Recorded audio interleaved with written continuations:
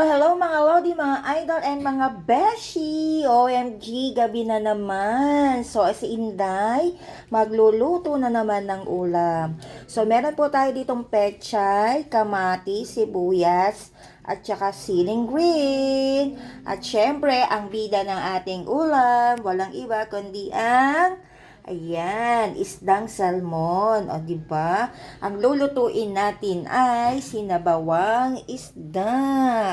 O, diba? Okay, so, ayan mga lods, nilagay na natin yung isda. So, hihintayin na lang natin siyang kumulo hanggat maluto yung isda. And then, kapag medyo luto na yung isda, ilalagay naman natin ang pechay. So, ganun lang po kadali. Kulo-kulo lang po.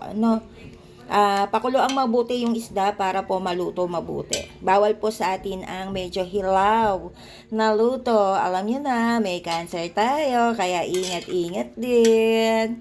Okay, so tatakpan muna natin yan hanggang sa lumambot, maluto ang isda. Okay?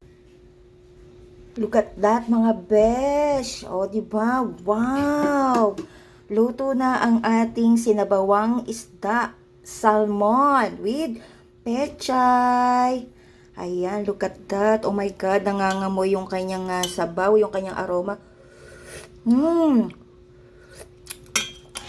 Fantastic! Sobrang sarap. Tamang-tama po yan, no? Sa mga may sakit. Iwas mantika.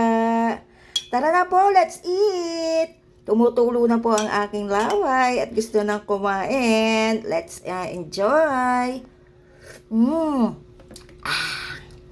Narinig niyo ba yung mga besh? Ang sarap! Bye-bye!